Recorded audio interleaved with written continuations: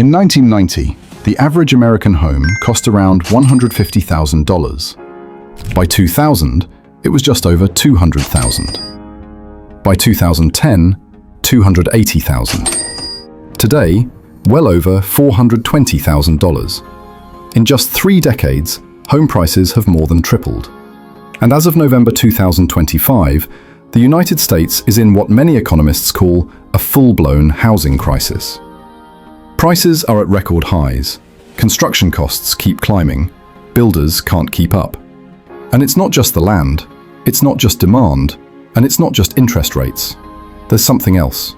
Something hidden inside the walls. Because buried in the frame of almost every American home is a material that comes overwhelmingly from one place: Canada. Not because Canada is restricting it, not because Canada is causing the crisis, but because, for reasons most people have never heard, the United States grew deeply dependent on this one source. Take that supply away overnight, and American home building wouldn't just slow down, it would be thrown into chaos. So how did the United States, a country with enormous land, resources, and its own building industry, become so dependent on a single neighbor? The answer has nothing to do with trade policy, corporate decisions, or political disputes. The real answer goes much deeper. This is why the US can't build homes without Canada. Let's start with what's actually inside those walls: lumber. Specifically, softwood lumber. The 2x4s, 2x6s, plywood, and framing materials that form the skeleton of American houses. We don't think about them because we never see them. Real estate listings talk about granite countertops, walk-in closets, double garages. Nobody says this house has 35 cubic meters of SPF framing lumber, sourced from British Columbia. But without that lumber, there is no house. The average American single-family home uses about 16,000 board feet of lumber. That's the equivalent of dozens of mature trees worth of wood. The United States builds about 1.4 million new homes per year.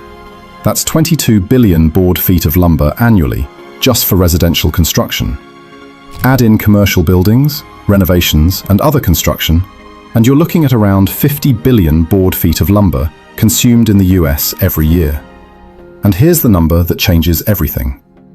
About 30% of all that lumber comes from Canada. In some regions, particularly the western states, Canadian SPF shows up everywhere. That's not a small dependency. That's a structural reliance on a foreign supply chain for one of the most basic building materials in existence. But here's what makes this really strange. The United States has plenty of forests.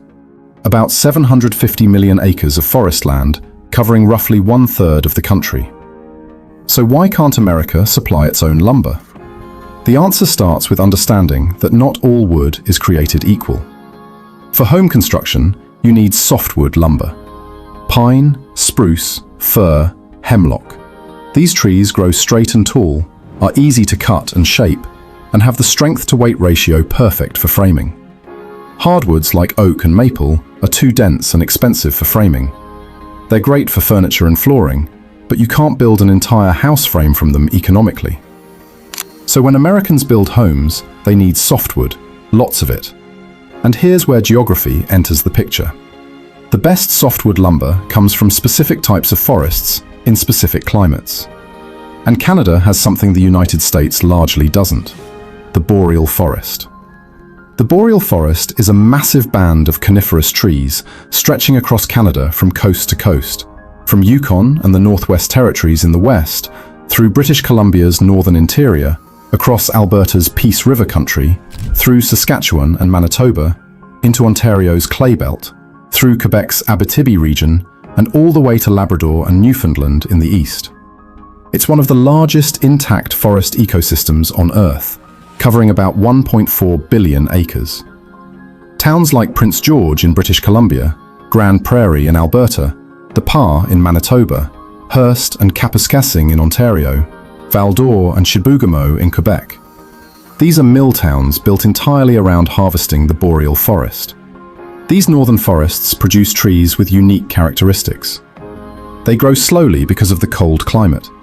Slow growth means tighter growth rings. Tighter rings means stronger, more stable wood.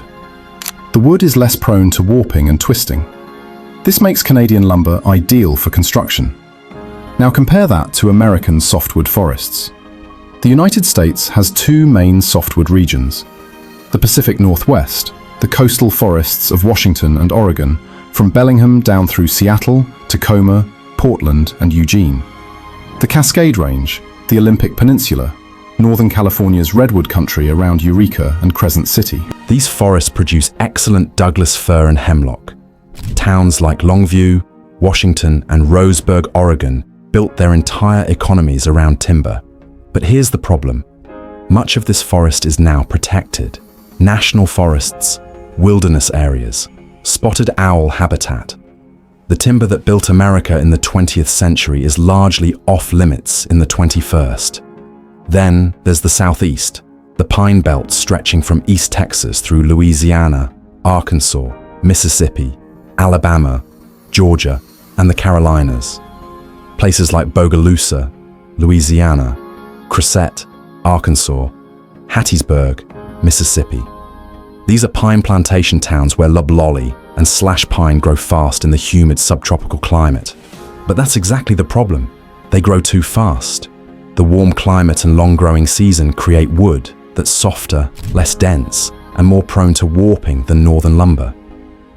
So the United States has forests, but they're either in the wrong climate zone or they're protected from harvesting. Meanwhile, Canada's boreal forest stretches unbroken for thousands of miles at exactly the right latitude, between 50 and 60 degrees north, where the cold climate creates the slow-growing, tight-grained lumber that builders want. Climate and latitude created this. Not policy, not economics, geography. So the United States has softwood forests in the Pacific Northwest and the Southeast. But having forests and being able to use them are two very different things. And this is where American geography creates problems that Canadian geography doesn't have. Problem 1. Ownership. Remember those mill towns we talked about? Prince George, Grande Prairie, Val d'Or. They exist because the forests around them are crown land owned by provincial governments. About 90% of Canadian forests are publicly owned. Timber companies don't own the land. They get licenses from provincial governments to harvest it. This creates predictable, stable supply. The government sets harvest levels based on sustainable yield. Companies know how much they can cut. Markets know how much supply to expect. In the United States, it's the opposite. Roughly 58% of US forest land is privately owned, including both family and corporate timberland, while about 42% is public, split between federal, state, and local governments. Private landowners harvest timber when it's profitable for them, not when the market needs it. If lumber prices drop, they hold timber off the market. If prices spike, they flood the market. This creates supply volatility that makes long-term planning nearly impossible. Corporate timberland owners are even worse. They're focused on maximizing shareholder returns quarter by quarter. They'll clear cut when prices are high and sit idle when prices are low. Geography determined these ownership patterns. Canada's forests were largely unsettled when provinces formed, so they remained crown land. America's forests were settled earlier, divided up and sold off to private interests. Problem 2. What you can't touch. The best American softwood, that Douglas fir in Washington and Oregon, sits largely on federal land. The Gifford-Pinchot National Forest, the Mount Hood National Forest, the Willamette National Forest. These are managed by the US Forest Service, and environmental regulations severely limit what can be harvested. The northern spotted owl, listing in 1990, cut timber harvest from federal lands in the Pacific Northwest by over 80% almost overnight. Towns like Forks, Washington, went from 3,000 jobs in timber to a few hundred. Mill towns across Oregon and Washington collapsed. Today, federal lands that could theoretically supply massive amounts of lumber are largely off-limits. Meanwhile, in Canada, Even though forests are publicly owned, they're managed for sustainable harvest. Environmental protections exist, but they're balanced with economic use. The result: Canadian mills have consistent access to timber. American mills don't. Problem 3. Distance. Here's a map problem that geography makes impossible to solve. American softwood forests are in 2 places: the Pacific Northwest corner and the Southeast corner. But American construction happens everywhere. Phoenix, Denver, Dallas, Chicago, Atlanta, Boston. Getting lumber from Longview, Washington to Dallas, Texas is 2,000 miles. From Hattiesburg, Mississippi to Denver, Colorado is 1,300 miles. Every mile adds cost: trucking, rail, fuel, time. Now look at Canada's boreal forest. It stretches coast to coast, relatively close to the US border. Mills in British Columbia ship to California, Washington, and Oregon. Mills in Alberta and Saskatchewan supply Montana, North Dakota, and the upper Midwest. Mills in Ontario and Quebec serve the Great Lakes region and the Northeast. The average distance from a Canadian mill to a US market is often shorter than from an American mill to that same market. Geography gave Canada a distribution advantage that the United States simply doesn't have. Problem 4. The mills that aren't there anymore. In the late 20th century, North America had well over 1,000 softwood sawmills. Since then, consolidation, closures, and changing policies have wiped out a huge share of that capacity, especially in US mill towns. Why? Because American mills face costs that Canadian mills don't. Higher labor costs, stricter environmental compliance, volatile energy prices, uncertain timber supply from private landowners. Meanwhile, Canada maintained and even expanded mill capacity. Canadian mills are often larger, more modern, and more efficient. They have stable timber supply from Crown land.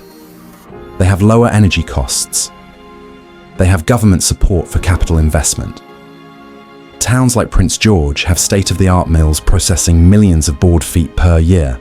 American mill towns, many are ghost towns now. So even if the United States suddenly had unlimited access to timber, it doesn't have the mill capacity to process it all anymore. The infrastructure has been dismantled. The expertise has left. The towns have emptied out. Geography created these constraints: ownership patterns, forest distribution, distance to markets. And once those constraints triggered mill closures, they became self-reinforcing. Fewer mills mean less demand for timber. Less demand means more private landowners hold timber off the market. Less supply means higher prices. Higher prices make Canadian imports more attractive. Canadian imports undercut the remaining American mills. More mills close. Geography set this cycle in motion, and it's not easy to reverse. So here's where the United States finds itself today. About 30% of all softwood lumber consumed in America comes from Canada. In some markets, particularly the western states, California, Arizona, Nevada, Canadian lumber supplies a huge share of the framing market, especially compared with other foreign imports. These states are closer to Canadian mills in British Columbia than to American mills in the Southeast. This dependency has created a bizarre economic and political situation because American lumber producers hate Canadian competition. They argue that Canada's system of Crown land and government-set stumpage fees amounts to an unfair subsidy. Canadian lumber companies pay the government for cutting rights, but American producers claim those fees are artificially low. This has led to decades of trade disputes. The United States has imposed tariffs on Canadian lumber multiple times in the 1980s, 1990s, 2000s, 2017, and again on October 14th, 2025. Most recently, in October 2025, tariffs jumped to 35.2%, more than double the previous 14.54%. 10% of the total new tariff specifically targets softwood, timber, logs, and lumber. But here's the problem. The tariffs don't work.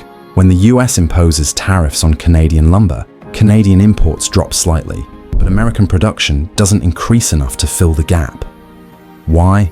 Because of all those geographic and structural problems we just talked about. American mills can't just magically produce more lumber. Remember, you can't relocate the boreal forest. You can't change where the best timber grows. You can't rebuild 800 closed sawmills overnight. Geography created this dependency, and tariffs can't change geography. So what actually happens is lumber prices spike. In 2021, lumber prices hit record highs over $1,600 per 1,000 board feet. Normally, lumber trades around $300 to $400. This added about $36,000 to the cost of building an average new home. Home builders screamed. Consumers couldn't afford houses.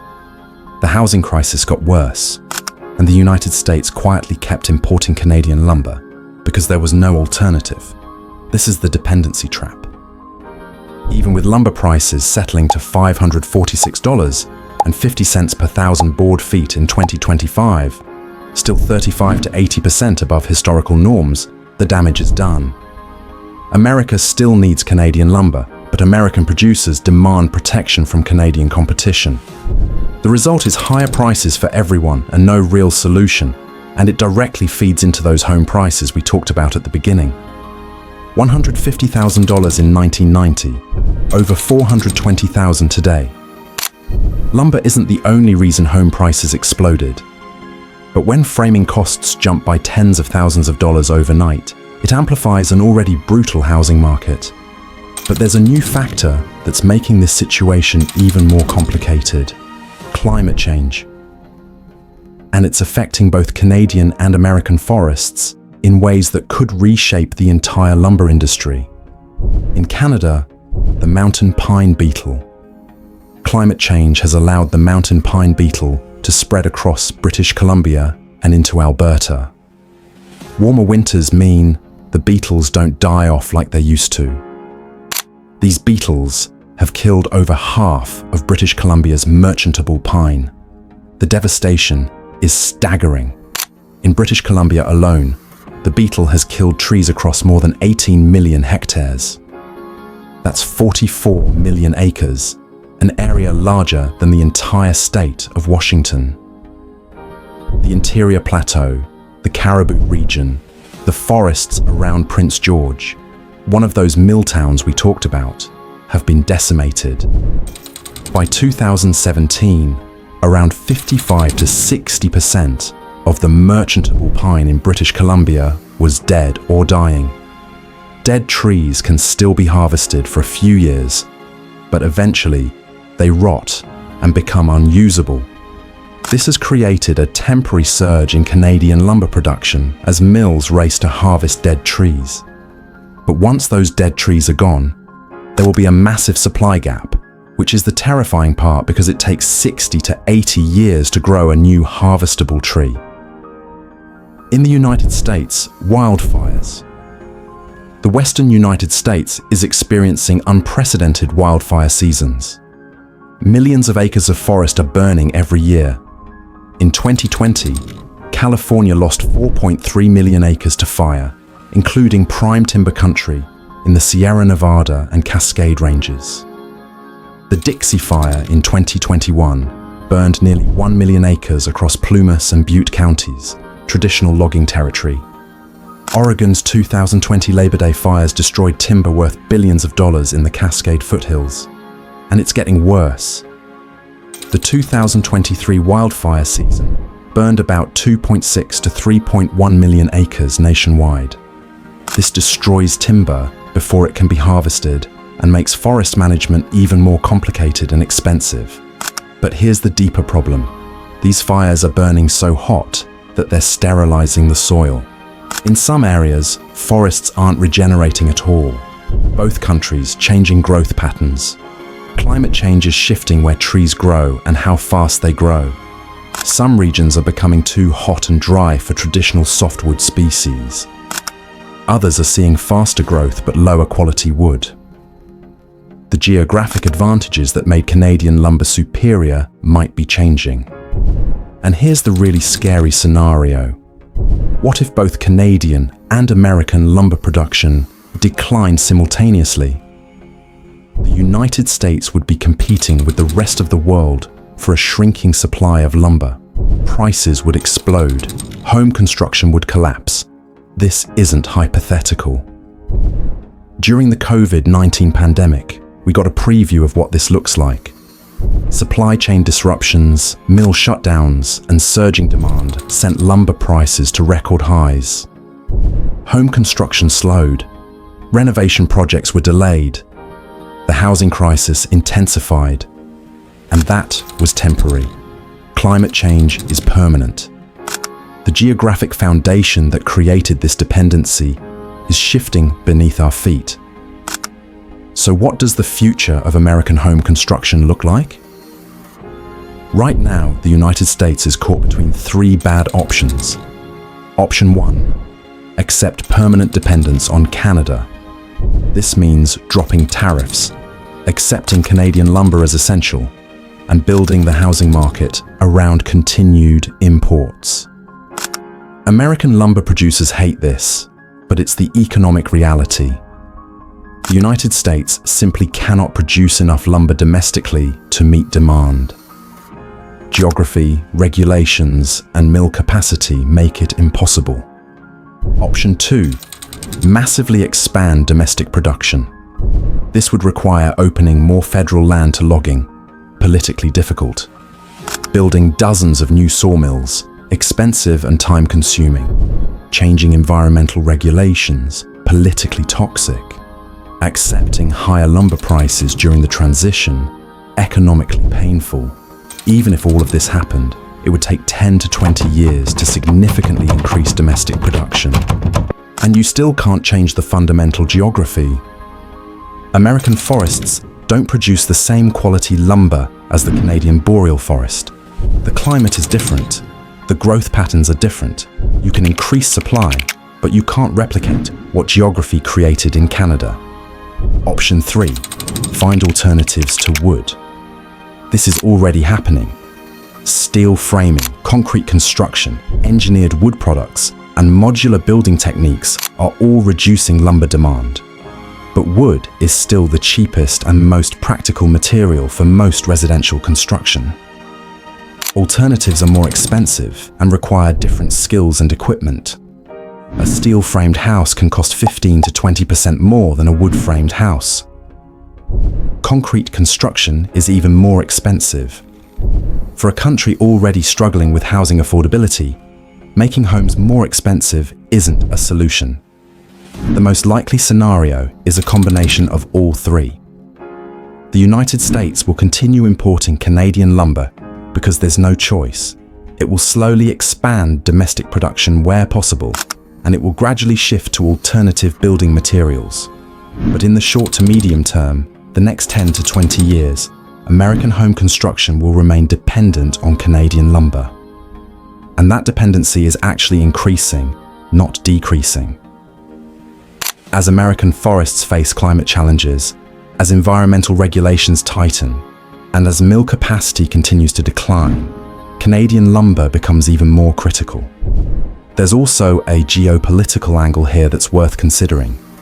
Canada is a stable, friendly neighbor with a reliable supply chain. The border is peaceful.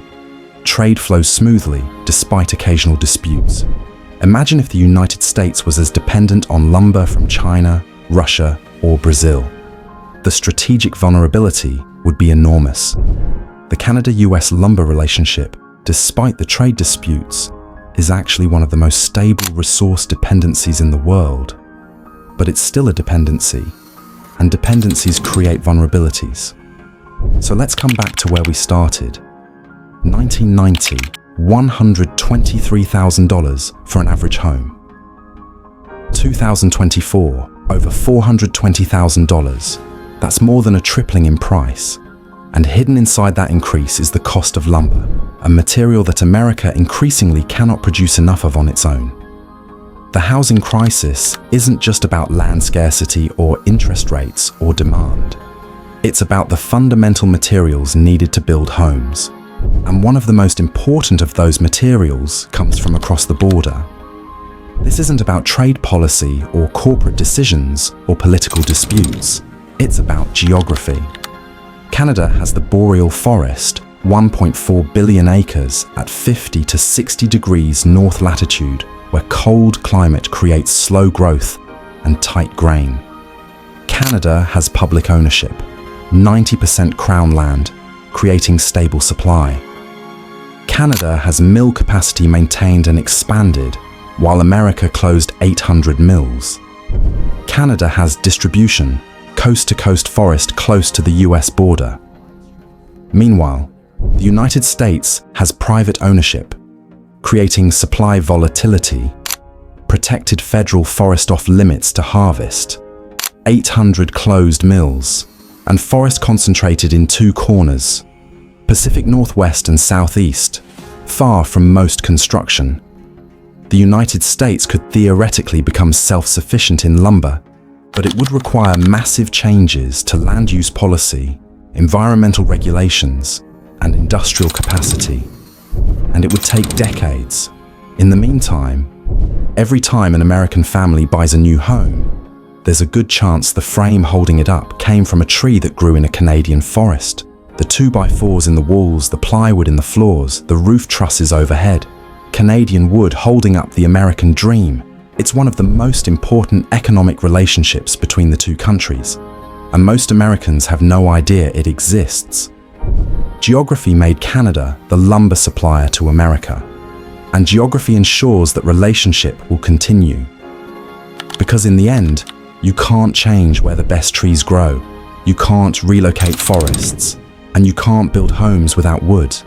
As home prices continue to climb, 500,000, 600,000, maybe higher, that hidden dependency will only become more critical. The housing crisis won't be solved without addressing the lumber supply, and the lumber supply can't be addressed without Canada. Drop your thoughts in the comments. Should the US invest in becoming lumber independent, or is Canadian lumber dependency just the geographic reality we have to accept? If this changed how you see the hidden connections between housing costs and geography, hit the like button and subscribe, because we have very interesting stories coming your way.